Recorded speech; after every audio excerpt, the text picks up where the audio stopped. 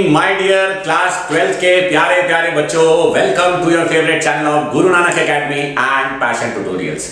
एक बार फिर से मैं अपने क्लास 12th के प्यारे प्यारे बच्चों के लिए आ गया हूं आपको समझाने फिर से एक और बहुत इंपॉर्टेंट टॉपिक जिसका जिक्र मैंने इससे पहले वाले वीडियो लेक्चर में किया था और ये कहा था कि जो टॉपिक मैं कराने जा रहा हूं वो टॉपिक इतना इंपॉर्टेंट है कि पूरा वीडियो लेक्चर ही उसी पे बेस्ड होगा।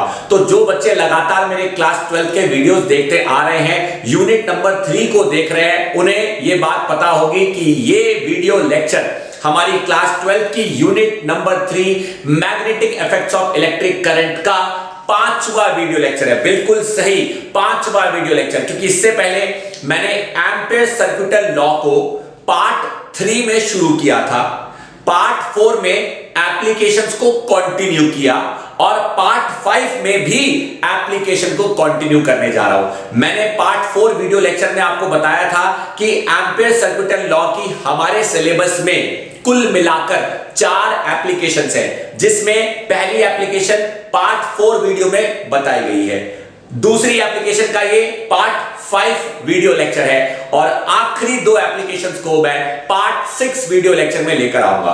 तो अगर आप में से कोई बच्चा ये वीडियो लेक्चर आज पहली बार देख रहा है और इससे पहले वाला वीडियो लेक्चर उसने नहीं देखा है, तो मेरी आपको है रिक्वेस्ट, मेरी आपको है गुजारिश कि पहले वो वीडियो लेक्चर देखें, क्योंकि ये एक इंट्रोडक्टरी वीडियो लेक्चर नहीं है, ये एक कंटिन्यूटी का वीडियो लेक्चर है, क्योंकि आज का वीडियो लेक्चर है application of ampere circuital law, rather I should say second application of ampere circuital law. तो हमारा वीडियो लेक्चर नंबर 5 में आज हम करने जा रहे हैं सेकंड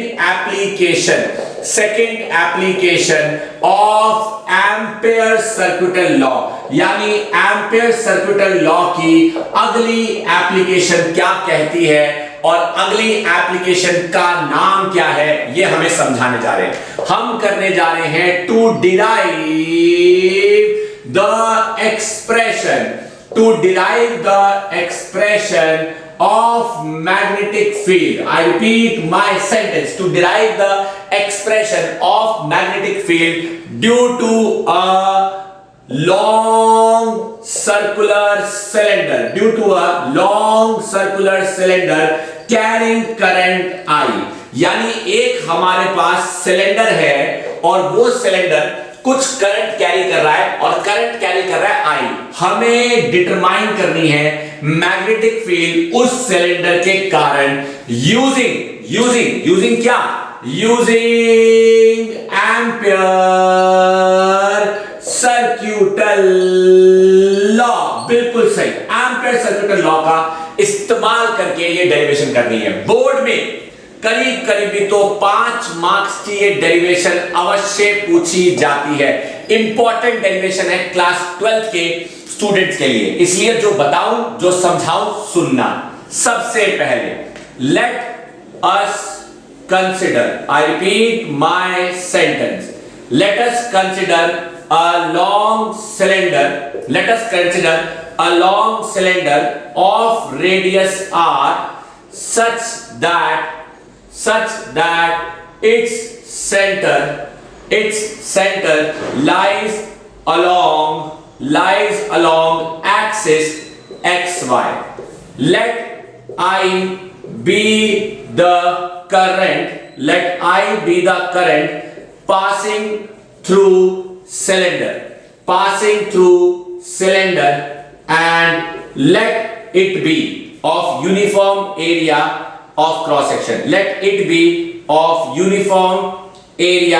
of cross section. अब हम कर क्या रहे हैं, हम एम्पीयर सर्किटल लॉ अप्लाई कर रहे हैं, तो ऑब्वियस सी बात है कि एम्पीयर सर्किटल लॉ क्या होता है मैं दोबारा नहीं बताने वाला। इसलिए अगर किसी क्लास 12 के बच्चे को एम्पीयर सर्किटल लॉ याद नहीं है तो इस टॉपिक में मेरे द्वारा बताई जाने वाली बात भी समझ नहीं आएगी। इसलिए एम्पीयर सर्किटल लॉ याद हो, पता हो, बेहद जरूरी है। आओ जी, तो सबसे पहले एक प्यारा सा हमने सिलेंडर बना दिया और इस सिलेंडर के सेंटर से पास करने वाला एक एक्सिस बना दिया। इस एक्सिस के इस पॉइंट को x नाम दे दिया और नीचे वाले को y नाम दे दिया। यहां से लेके यहां तक इसका जो रेडियस है उसे हमने आर नाम दे दिया। अब ऑब्वियस सी बात है कि अगर सिलेंडर में करंट बहेगा तो सिलेंडर के आसपास सर्कुलर पैटर्न में इस तरह से फील्ड पैदा होगी। सिलेंडर के आसपास सर्कुलर पैटर्न में इस तरह से फील्ड पैदा हो जाएगी, ये आप अच्छी तरह जानते हो। अब मुझे फील्ड निकालनी है, तो मान लीजिए कि मैंने एक पॉइंट लिया P which is at a दूरी of R such that R is बड़ा than radius। अब सबसे पहला ये केस 1 है, सुनिए ध्यान से। पहला केस क्या कहता है? पहला केस कहता है जब हम मैग्नेटिक फील्ड फाइंड कर रहे हैं सिलेंडर के बाहर, जब हम मैग्नेटिक फील्ड फाइंड कर रहे हैं सिलेंडर के बाहर, यानी late P be the point outside cylinder at a दूरी of R such that R is greater than capital R। पहले देखो, जो मैंने है लिखा वो आपको समझ आना चाहिए, जो मैं हूं बोर्ड पे बना रहा वो आपको पल्ले पड़ना चाहिए कि एग्जैक्टली मैं हूं आपको क्या समझा रहा। आपके सामने मैंने एक पॉइंट P लिया है जो कि सिलेंडर के बाहर है। अब ऑब्वियसली बात है कि पॉइंट P पे सिलेंडर के कारण जो मैग्नेटिक फील्ड पैदा होगी, उस मैग्नेटिक फील्ड का डायरेक्शन जो होगा वो टेंजेंशियल डायरेक्शन होगा, B वेक्टर। और इसी पे अगर मैं करंट एलिमेंट बनाने की कोशिश करूं तो साथ ही साथ करंट एलिमेंट भी बनेगा DL वेक्टर। सुनेंगे ध्यान से। अब मैं यहां लिख रहा हूं at point P both B vector and DL vector are in same direction, therefore using Ampere circuital law, Ampere circuital law क्या कहता है? एम्पियर सर्कुलर लॉ कहता है close surface integration of B vector dot DL vector, यानी इस B vector DL vector का अगर पूरे क्लोज सरफेस पे इंटीग्रेशन करता हूं तो आंसर आना चाहिए mu naught times the I। बिल्कुल आना चाहिए, नहीं आना चाहिए? एम्पियर सर्कुलर लॉ यही कहता तो यही आना चाहिए। अब B डॉट DL का अगर मैं इंटीग्रेशन ओपन करता हूं तो B DL cos 0 degree should come out to be mu naught I। B bar integration of DL is equal to mu naught I, or we can say that B multiplied by 2 pi R is equal to mu naught I, or we can say that B is equal to mu naught I upon 2 pi R। देख लो, मैं तो कहता हूं भूल लो, है मन में कोई है सवाल तो मचा दो तुम कक्षा में बवाल। आप देखो, मैंने वीडियो लेक्चर की शुरुआत में ही आपको बड़ी प्यारी सी डेरिवेशन करा दी, और ये बड़ी सिंपल डेरिवेशन है। एक बच्चा कहता है इसमें है क्या नया? मास्टर जी इसमें है क्या नया? भाई बात तो सही है इसमें एज सच नया कुछ नहीं है, क्योंकि expression is very similar to a straight wire. तो फिर क्या इंपॉर्टेंट है डेरिवेशन में? इंपॉर्टेंट हिस्सा डेरिवेशन का केस 2 है। ये जो मैंने आपको कराया ये पहला केस है, यानी जो मैंने आपको कराया मेरे बच्चों ये पहला केस है। आपको जब डेरिवेशन करनी है तो पहला केस और दूसरा केस दोनों करके दिखाने हैं। पहले केस में पहला एक्सप्रेशन डिराइव होता है। पहला केस है when the point P is lying outside the cylinder, और इससे क्या कंक्लूजन निकलता है? इससे कंक्लूजन निकलता है that B is inversely proportional to R। कब जब पॉइंट सिलेंडर के बाहर, B is inversely proportional to R। तब जब सिलेंडर के बाहर है पॉइंट, यानी तब जब पॉइंट सिलेंडर के बाहर, तब B is inversely proportional to R। बोलो मेरे किसी बच्चे को कोई डाउट वाला हो रहा प्रहार? समझ आ रही बात? घूरो, मन लगा के घूरो, तन लगा के घूरो, नजरें बिठा के पूरा घूरो, ताकि आपको समझ में आए। जब भी आपको ये डेरिवेशन आएगी, आपको डेरिवेशन में केस 1 और केस 2 दोनों करके दिखाने हैं। मैंने आपको केस 1 करके दिखाया है, अब आपको मैं केस टू करके दिखाऊंगा। आओ, सारी कहानी मिटा दूंगा क्योंकि थ्योरी लिखी जा चुकी है, थ्योरी लिखी जा चुकी है। अब केस 2 कर रहा हूं, कहो तो डायग्राम भी दोबारा बना देता हूं। एक काम करता हूं, पूरा का पूरा केस ही दोबारा करा देता हूं। केस 2 ही इंपॉर्टेंट है, केस 2 ही इस वीडियो लेक्चर का इंपॉर्टेंट हिस्सा है और केस 2 ही सबसे ज्यादा इंपॉर्टेंट है। आइए, केस 2 क्या कहता है मेरे प्यारे प्यारे क्लास 12th के बच्चों। केस 2 कहता है when point P lies inside the cylinder, when point P lies inside the cylinder, यही इंपॉर्टेंट है, यही सबसे ज्यादा इंपॉर्टेंट है। इस डेरिवेशन का सबसे इंपॉर्टेंट हिस्सा यही है, when point P lies inside the cylinder। ये देखो, ये सिलेंडर का अपर सरफेस, ये सिलेंडर का लोअर सरफेस, ये सिलेंडर का पॉइंट बीच वाला, ये पॉइंट बीच वाला, और यहां से पास हो रहा एक एक्सिस एक्स वाई वाला, ये सिलेंडर का रेडियस कैपिटल आर। और जब मैंने पॉइंट P बाहर लिया था तो डायग्राम पहले वाला था, अब मैं पॉइंट P अंदर ले रहा हूं। जब पॉइंट P अंदर ले रहा हूं तो आप इमेजिन कर सकते हो कि अंदर जो लूप बनेगा मैग्नेटिक फील्ड का वो कुछ ऐसा बनेगा। यानी मैंने पॉइंट P लिया है R इनसाइड। अब ध्यान से देखो, यहां मैं लिख रहा हूं let point P lie inside the cylinder, let point P lie inside the cylinder such that Chhotu r is Chhotu than capital R, such that Chhotu r is smaller than capital R, then there are two possibilities, पहली possibility, अगर current सिर्फ cylinder के outer surface पे है, अगर current सिर्फ cylinder के outer surface पे है, तब inside B will be 0, therefore when B inside is 0, तब magnetic field at point P inside will also be 0। अरे बात तो सही है यार, अबे जब अंदर मैग्नेटिक फील्ड ही नहीं होगी तो P पे क्यों निकालोगे? ये तब पॉसिबल है जब अंदर मैग्नेटिक फील्ड नहीं है, लेकिन हम ये मान के नहीं चल रहे, हम मान के चल रहे हैं बट अगर करंट पूरे सिलेंडर पे यूनिफॉर्मली मौजूद है,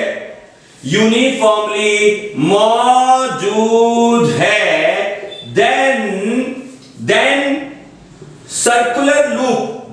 सर्कुलर लूप ऑफ आर का भी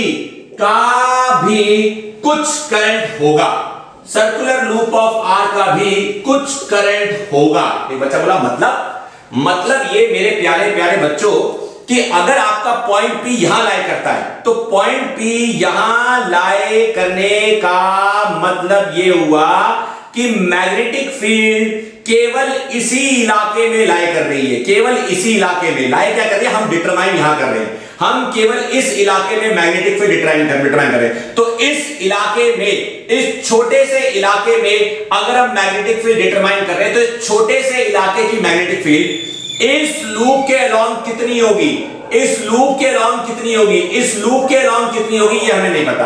तो हमने क्या किया है, हमने एक पॉइंट लिया है यहां पर और उस पॉइंट को P यानी कि P को R की दूरी पे माना है। तो इतने इलाके का करंट क्या होगा वो कैसे निकालेंगे, पहले इतनी बात समझ लो। ये बात समझ आ गई? अगर आपको ये थ्योरी समझ आ गई है तो अब जो मैं लिखने जा रहा हूं आपको वो भी समझ आएगा। अगर आपको ये थ्योरी समझ आ गई है तो अब जो मैं लिखने जा रहा हूं वो भी आपको समझ आएगा। तो पहले इतना अपने दिमाग में बिठा दो। क्या कहा मैंने कहा कि if P is a point inside the cylinder such that कि अगर अंदर करंट ही नहीं है तो फिर P पे तो करंट निकालने का फायदा, मैग्नेटिक फील्ड निकालने का फायदा नहीं है। लेकिन अगर करंट पूरे सिलेंडर पे फैला हुआ है तो भैया जहां पे P है इतने इलाके का कुछ तो करंट होगा। एक बच्चा कहता है वही I होगा। अरे ऐसे कैसे हो सकता है यार, इतना बड़ा अगर एक आम का टुकड़ा है तो इतने बड़े आम की मिठास क्या इतने आम के उस हिस्से के बराबर होगी जो उसी आम में से लिया जाएगा? ऑब्वियसली नहीं। इतने बड़े सिलेंडर का अगर कुछ करंट आई होगा तो क्या उसी सिलेंडर का छोटा हिस्सा अगर हम लेंगे तो उसका भी आई होगा? नहीं। करंट यूनिफॉर्मली डिस्ट्रीब्यूटेड है। ये किसने कहा कि हर पॉइंट पे कांस्टेंट है या हर पॉइंट पे उसका मैग्नीट्यूड सेम होगा? नहीं। आओ अब निकालते हैं कि करंट क्या होगा। सुन लीजिए, मैं यहां पे बोल रहा हूं, सुन लीजिए, सुन लीजिए, सुन लीजिए, सुन लीजिए। जैसे गॉसेस थ्योरम करते थे तो गॉसियन सरफेस लेते थे।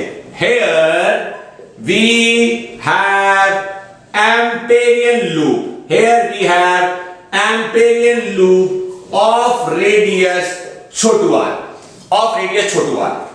Let I be the current of पूरा सिलेंडर, ऑफ पूरा cylinder of radius r, and let I dash be the current. Let I dash be the current. Let I dash be the current of पूरा cylinder of radius छोटू r.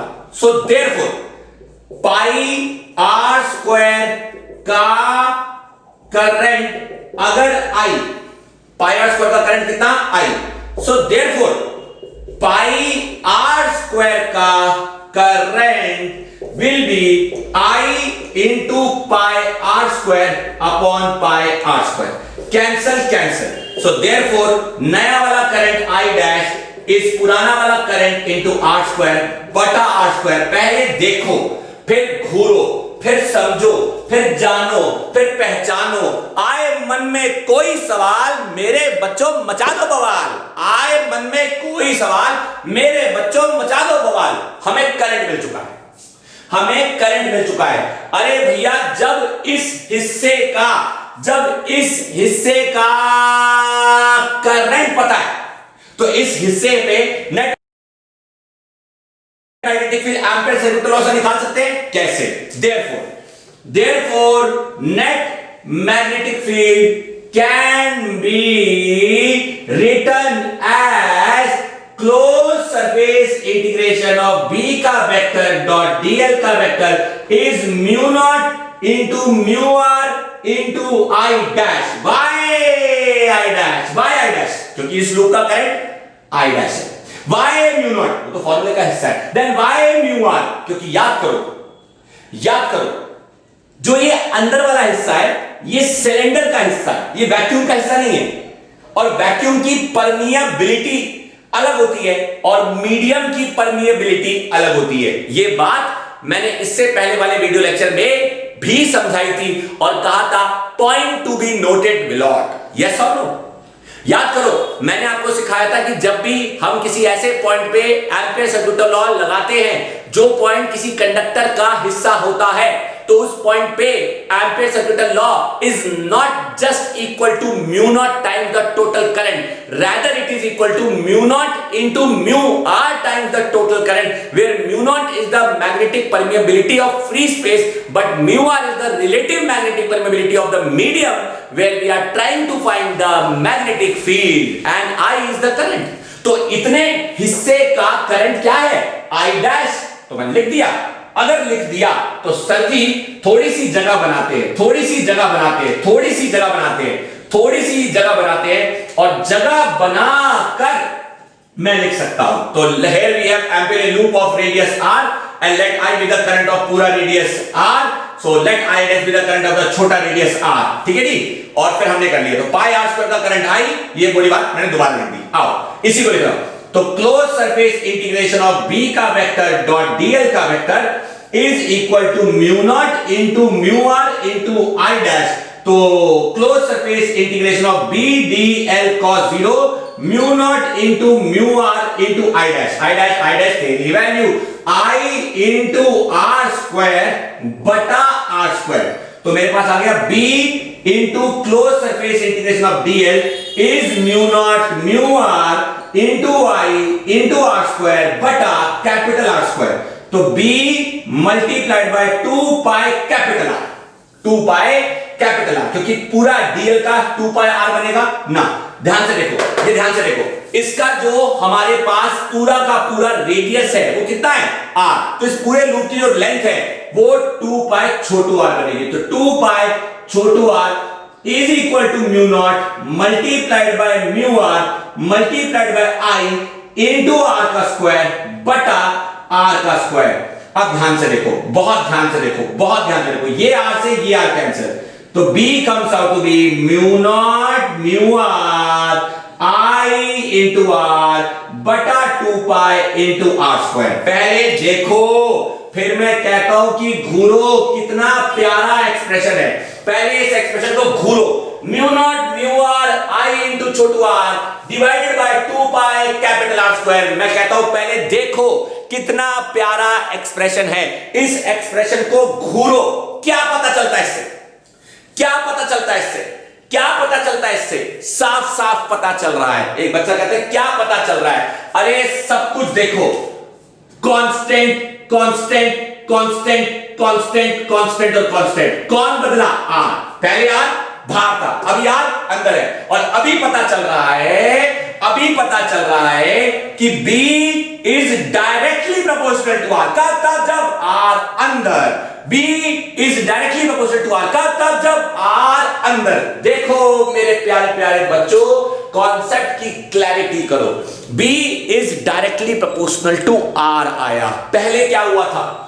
जब मैंने इससे पहले आपको case 2 कराया था, तो केस 2 में ना केस 1 कराया था। केस 1 में आया था B inversely proportional to R जब होता है R सिलेंडर के बाहर। अभी आया B directly proportional to R जब होता है R सिलेंडर के अंदर। बात समझ आई? पहले आया था formula B is equal to mu naught I by 2 pi R। R denominator में था, नहीं याद आया? पीछे जाकर देखो, वीडियो को रिवर्स मारो, देखो, क्योंकि अगर वो बात आपको याद नहीं है तो गड़बड़ है, मतलब आप ध्यान नहीं दे रहे हो। अटेंशन चाहिए मुझे पूरी, ताकि हो ना कोई टेंशन। जब आए आपकी पूरी अटेंशन, बात समझ आनी चाहिए। तो जब R सिलेंडर के था बाहर, तब B था इनवर्सली प्रोपोर्शनल टू R। जब R था सिलेंडर के बाहर, तब B था इनवर्सली प्रोपोर्शनल टू R। जब R है सिलेंडर के अंदर, तो B है directly proportional to R। What does we conclude? What does we conclude? Before I tell you the conclusion, घूरो, फिर से घूरो, तसल्ली से घूरो, मन भर के घूरो। This is something very very very important my dear class 12 के प्यारे प्यारे बच्चों। अब अगर मैं कंक्लूजन की बात करूं, चलिए, क्योंकि मैंने बात कंक्लूजन की करी है तो क्यों ना मैं कंक्लूजन की बात कर ही देता हूं। अब अगर मैं कंक्लूजन की बात करूं, किसकी बात करूं बच्चों? कंक्लूजन। आइए बात करते हैं conclusion of case 1 and case 2। जरा गौर से सुनिएगा, जरा देखिएगा। बात करते हैं कंक्लूजन की। Conclusion of case 1 and case 2। Conclusion of case 1 and case 2 क्या कहता है? केस 1 था जब पॉइंट P, केस 1 क्या था? जब point P lies outside the cylinder, that is जब R is बड़ा than R, तब B is inversely proportional to R. Yes or no? भाई yes or no? बात समझ आ रही है? शाबाश। अब बात करें केस 2 की। केस 2 कहता है जब point P lies inside the cylinder, जब point P lies inside the cylinder, that is जब R is छोटू देन R, that is जब छोटू R is छोटू देन कैपिटल R। कैपिटल R क्या है आपको पता है? रेडियस। तब B is directly proportional to R। याद करो, याद करो, याद करो, याद करो। एक्सप्रेशन क्या आया था? यानी अगर y एक्सिस और x एक्सिस पे ग्राफ प्लॉट किया जाए और इस ग्राफ में y एक्सिस पे लिया जाए b को और x एक्सिस पे लिया जाए उस दूरी को, दूरी ऑफ पॉइंट P, दूरी ऑफ पॉइंट P, तो यहां पे अगर रेडियस r है तो आप नोटिस करेंगे ग्राफ कुछ ऐसा बनेगा, ग्राफ कुछ ऐसा बनेगा मेरे प्यारे प्यारे क्लास 12th के बच्चों, ग्राफ कुछ ऐसा बनेगा। What does this mean? ये शो कर रहा है कि जब तक रेडियस नहीं आता तब तक B directly proportional to r होता है, रेडियस के बाहर जाते ही B inversely proportional to r होता है, यानी सरफेस पे मैक्सिमम होता है, यानी सिलेंडर की बाउंड्री पे, सिलेंडर की जो बाउंड्री है, सतह है, उस पे मैक्सिमम है, बढ़ना शुरू होगा एक्सिस से, मैक्सिमम जाएगा बाउंड्री पे, बाउंड्री से बाहर जाते ही घटना शुरू, यानी एक्सिस पे जीरो, क्योंकि आर इज जीरो, एक्सिस से थोड़ा परे आपकी बी की वैल्यू बढ़े, एक्सिस से थोड़ा परे आपकी बी की वैल्यू बढ़े, जो एक्सिस पे आके अटके तो बी की वैल्यू शून्य शून्य, समझ आना चाहिए। घूरो फिर से देखो, कॉन्सेप्ट की क्लैरिटी पकड़ो कि मैंने आपको कैसे एक डेरिवेशन कराकर उस डेरिवेशन के दो केस लेकर और उस डेरिवेशन के दोनों केसेस को डिटेल में समझाकर एक ग्राफ बनाकर यह कंक्लूड कराया है कि कैसे एक long cylinder carrying current I के कारण आने वाली मैग्नेटिक फील्ड वैरी करती है। एक बच्चा बोला सही बात है, आपने जिस हिसाब से समझाया है और जिस हिसाब से आपने ग्राफ बताया है हमें ये बात समझ आ गई, ये ग्राफ इंपॉर्टेंट है, इस पे क्वेश्चन आ सकता है, ऊपर से डेरिवेशन में ग्राफ बनाने को आ सकता है। एक बच्चा बोला ग्राफ पे क्वेश्चन आ सकता है, ये फॉर्मूले डिराइव करने क्या इस पे क्वेश्चन नहीं आ सकता? बेशक आ सकता है। तो क्या, आओ एक न्यूमेरिकल आपको कराता हूं जो इसी पे बेस्ड है, इसी पे बेस्ड न्यूमेरिकल आपको कराऊंगा। तो न्यूमेरिकल करने के लिए तो भैया हमें किताब का सहारा लेना पड़ेगा। तो चलिए डियर किताब देवता को बुलाया जाए। डियर किताब देवता हम अपने साथ लेकर बैठे हैं और किताब देवता की मदद से हम एक क्वेश्चन यहां पे लिखेंगे और आपको उस क्वेश्चन के बारे में समझाएंगे और क्वेश्चन को सॉल्व करके दिखाएंगे कि क्वेश्चन क्या कहता है। आओ मेरे प्यारे प्यारे बच्चों, एक प्यारा सा क्वेश्चन कहता है a long straight solid metal, a long straight solid metal rod, एक मेटल की रॉड है, उसका रेडियस क्या है? Of radius 4 centimetre, of radius 4 centimetre, carries a current of 2 ampere uniformly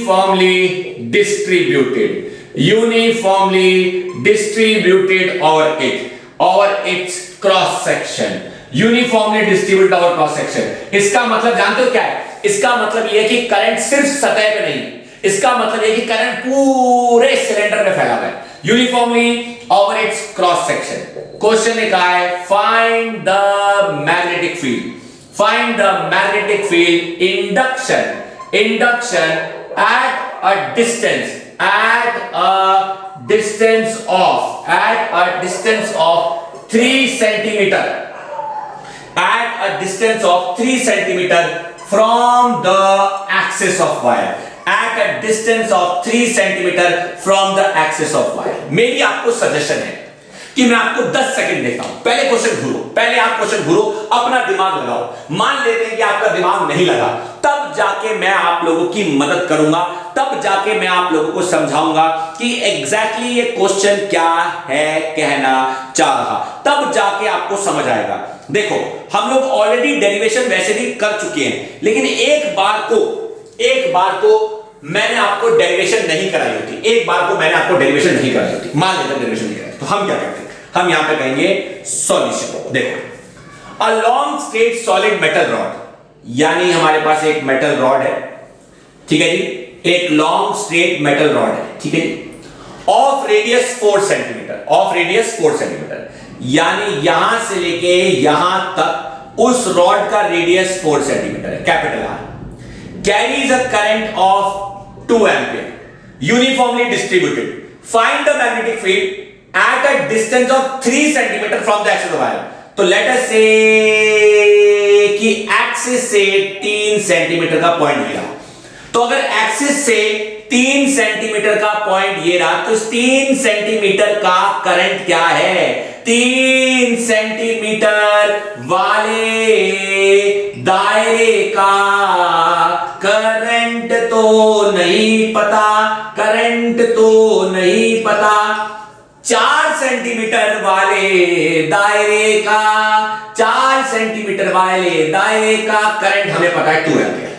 अब देखो 3 सेंटीमीटर वाले दायरे का करंट नहीं पता, तो एक काम करते हैं, याद करो मैंने आपको सिखाया था कि पाई आर स्क्वायर का करंट अगर आई तो पाई छोटू आर स्क्वायर का current is I into pi छोटू आर स्क्वायर अपॉन पाई बड़ा आर स्क्वायर, कैंसल कैंसल, और इस करंट को हमने कहा था आई डैश। तो आई डैश इज द नया वाला करंट, पुराना वाला करंट इंटू आर स्क्वायर बटा आर स्क्वायर। तो नया वाला करंट इज इक्वल टू पुराना वाला करंट इज 2 एम्पियर, पुराना वाला current is 2 ampere into R. R हमारे पास क्या है 3 सेंटीमीटर, तो 3 का स्क्वायर डिवाइड बाय 4 का स्क्वायर, तो 2 इंटू 9 बटा 16, 2 1 जा 2 8 जा, तो 9 बटा 8 एम्पियर। पहले देखो इतना घूरो, है मन में कोई सवाल तो आप पूछो, है मन में कोई सवाल तो आप पूछो। This is something very very very important. मैंने केवल आपको आई डैश निकाल के दिखाया है, आई डैश। अब अगर मैं एम्पियर सर्किट लॉ लगाता हूं, Ampere circuit law, to find net magnetic field we use Ampere circuit law, जिसके अनुसार इंटीग्रेशन ऑफ बी का वेक्टर डॉट डीएल का vector is mu not times of नया वाला करंट। तो ये बन गया हमारे पास integration of B D L cos 0 degree is equal to mu not की वैल्यू होती है 4 पाई इंटू 10 का पावर -7 इंटू 9/8। देख लो, घूर लो, आ जाए मन में कोई सवाल तो आप मुझे पूछ लो। This is something very very important. मैंने आपको जो ये करके दिखा दिया है, इसको अगर मैं कंटिन्यू करूं, यहां जगह बची है, यहां जगह बची है, यहां जगह बची है, आओ जी, देखो देखो देखो, integration of BDL, integration of BDL is equal to 4 pi into 10 का पावर -7 इंटू 9/8 इंटू 9/8। तो B multiplied by 2 pi R is equal to 4 pi into 10 का पावर -7 इंटू 9/8। 2 पाई से 4 पाई 2 बच गया, तो B is equal to 9 into 2 18 into 10 का power -7, 9 into 2 18 into 10 का power -7 divided by 8 into capital R। तो B is equal to 18 into 10 का power -7 divide by 8 into capital R। Capital R कितना 4। तो हमारे पास आ गया आपका ये आ गया आपका 2 2 जा 4 और 2 9 जा 18, तो 9 बटा 16 मेरे पास आ गया 9 बटा 16 इंटू 10 का power -7 Tesla is the answer. देख लो, मैं तो कहता हूं कि घूर लो, है मन में कोई सवाल तो मुझसे पूछ लो। This is something very very very important. लेकिन एक गड़बड़ है, इस पूरे क्वेश्चन में मैंने एक मिस्टेक करी है। वो मिस्टेक आप लोगों ने पकड़ी है या नहीं पकड़ी है मैं नहीं जानता, लेकिन आपको पकड़नी होगी। पता नहीं आप पकड़ पाते हो कि नहीं पकड़ पाते। मैंने मिस्टेक करी है, मैं तो डेलिबरेटली कर रहा हूं क्योंकि मैं जानता हूं कि मेरा आंसर जो है वो ये आया जरूर है, लेकिन एक मिस्टेक करी है और जानबूझ के इसलिए करी है क्योंकि 90% बच्चे, या हो सकता है उससे कम, मिस्टेक कर देते हैं। क्या मिस्टेक करिए? सेंटीमीटर को मीटर में चेंज नहीं किया। टेस्ला तो ऐसा यूनिट है। अगर सेंटीमीटर को मीटर में चेंज नहीं किया तो भाई आप अपने घर जाओ, आप भी खराब हो गए, भाई आप भी गलत हो, भाई साहब आप भी गलत हो, सब गलत हो। चलो भाई साइड हो जाओ।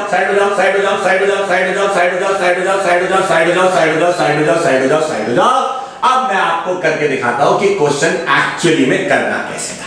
ये देखिए, सारा का सारा मैंने मिटा दिया। मिस्टेक करी मैंने और आंसर आया गलत, जानबूझ के करी ताकि आप अगली वाली मिस्टेक ना करें। बहुत सारे बच्चे एक्साइटमेंट में कर देते हैं, उन बच्चों के लिए आओ वापस से सॉल्यूशन। वापस से मैंने बनाया अपना सिलेंडर, वापस अब देखना मिस्टेक नहीं आएगी, पक्का गारंटी है। हमारे सिलेंडर का जो रेडियस है यहां से लेके यहां तक कैपिटल आर कितना 4 सेंटीमीटर, 4 सेंटीमीटर के दायरे का आई इज 2 एम्पियर। एक्सिस से छोटा सा दायरा R is equal to 3 centimetre, 3 centimetre के दायरे का करंट आई डैश नहीं पता, कैसे निकालेंगे? Let I belong to pi R square, और अगर पाई आर स्क्वायर का करंट आई तो पाई छोटू आर स्क्वायर का करंट आई इंटू पाई छोटू are square upon pi R square का करंट आई तो इसका हो गया अपॉन पाई बड़ा आर स्क्वायर, कैंसल। तो नया वाला I dash is equal to पुराना वाला आई इंटू छोटू आर स्क्वायर अपॉन बड़ा आर स्क्वायर। देखो अभी मैं वैल्यू पुट करने पे नहीं आया। According to Ampere circuital law B का वेक्टर डॉट dl का vector is mu not times of I dash. घूरो, देखो, समझो, है कोई डाउट तो पूछो। B बाहर ले लिया, integration of dl is equal to mu not times of I into R square upon capital R square. अब समझ आएगा कि क्यों जरूरत पड़ी। B इंटू 2 पाई, सुन लीजिए, B into 2 pi R is equal to mu naught I into R square upon R square. तो आ गया मेरे पास B इज इक्वल टू एक आर से एक R cancel, mu naught I into छोटू आर डिवाइडेड बाय 2 पाई बड़ा आर स्क्वायर। अब देखो ये एक्सप्रेशन हमने डिराइव किया था या नहीं किया था? ये एक्सप्रेशन हम लोगों ने डिराइव किया था या नहीं किया था? ये एक्सप्रेशन हम लोगों ने डिराइव किया था या नहीं किया था? हमने बखूबी इस एक्सप्रेशन को डिराइव किया था। मेरे प्यारे प्यारे बच्चों, आपको अगर याद हो तो ये एक्सप्रेशन हम लोगों ने डिराइव किया था और आपको इस एक्सप्रेशन में ही वैल्यूज पुट करनी है मीटर में। यहां पुट करता तो ऊपर नीचे बैलेंस हो जाता, लेकिन यहां पुट करने पे बैलेंस नहीं होगा। 4 पाई इंटू 10 का पावर -7 इंटू करंट कितना 2 एंपियर। आर कितना 3 इंटू 10 का power -2 divided by 2 into pi into R, capital R कितना 4 इंटू 10 का पावर -4। देखो घूरो, है मन में कोई सवाल तो पूछो। 2 पाई 4 पाई 2 आ गया, तो B इज इक्वल टू हमारे पास आ गया 2 मल्टीप्लाइड बाय -7 -2 बिकम्स -9। भाई साहब ऊपर जाओ ना, चलो +4। अब हमारे पास आ गया मल्टीप्लाइड बाय 3 और डिवाइडेड बाय हमारे पास आ गया आपका 16। जरा घूर लीजिए, जरा देख लीजिए, कोई डाउट है तो पूछ लीजिए। आपके लिए इंपॉर्टेंट है, बहुत ज्यादा इंपॉर्टेंट है, समझ आना चाहिए। तो मेरे पास यहां पे 2 है, मेरे पास यहां 2 है, मेरे पास यहां 2 है।